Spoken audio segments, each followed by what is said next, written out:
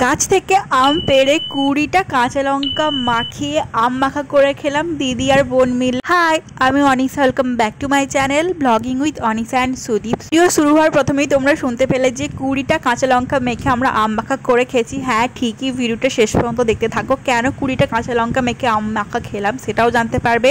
আর আমি এসেছিলাম বাপের বাড়িতে এসে আমরা এসেছিলাম, এই জায়গাটা হচ্ছে আমার হাজব্যান্ডের মামার বাড়ি। ওইখানেই এসে আমরা কাঁচা আম গাছ থেকে ভেঙে আম মানে আম মাখা করে খেয়েছি।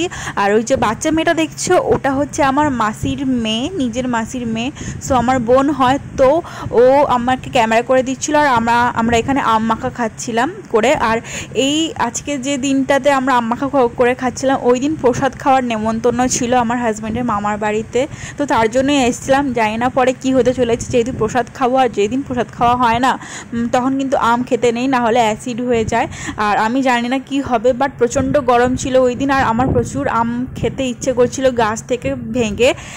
গ্রামে এলে আম মাখা খেতে তো হবেই, কারণ ওর টেস্ট আর মজাটা একদম আলাদাই হয়। তো আমি এখানে আম ভেঙে নিয়েছি 2টো আম, আর এই আমটা প্রচণ্ড টক ছিল। আর আমার হাজব্যান্ডের মামার বাড়িতে প্রচুর পরিমাণে আমের গাছ আর কাঁঠালের গাছ আছে, তো আম মাখা করে খাবো না সেটা কি আর হতে পারে। আর এই দেখো আমি এখানে আমটাকে ভালোভাবে কুচি করে নিচ্ছিলাম, কারণ আমের আঁটি হয়ে গেছিলো প্রচুর শক্ত, ওটাকে আমি কাটতেই পারছিলাম না। আর এখানে আমি নুন আর প্রথমে আমি 5-6টা কাঁচা লঙ্কা ভালো করে মেখে নিয়েছিলাম। আর আমটা প্রচণ্ড টক, আমি বুঝতেই পারিনি শেষ পর্যন্ত দেখো কি হলো। আর দেখো এইখানে আমি কাঁচা লঙ্কাগুলো পুরো মাখছিলাম। আর আমার না পুরো অনেক ঝাল করে আম মাখা খেতে ইচ্ছে করছিল, যেহেতু গরমে বেশি করে ভালো লাগে আম মাখা খেতে। আর আম মাখা খাওয়ার পার্টনার আমি আর ও ছিলাম, আর কেউ ছিল না আম মাখা খাওয়ার। আমি প্রথমে একটা যখন খেয়ে দেখি প্রচণ্ড পরিমাণে টক, আর এই ঝালগুলোর মধ্যে একটুও ঝাল নেই। যা সত্যি লিটারেলি আমি 5-6টা ঝাল মেখেছিলাম, তবুও ঝাল ছিল না। আবারও আমি আমার বোনকে বলি ঝাল নিয়ে আসতে, মোটামুটি 10টা খানিক ঝাল নিয়ে এসছে ও। তো ওইগুলো সবগুলো আমি মেখেছি, তবুও একটুকুও ঝাল হয়নি। ঝালগুলো এরকম হতে পারে আমি ভাবতেই পারিনি।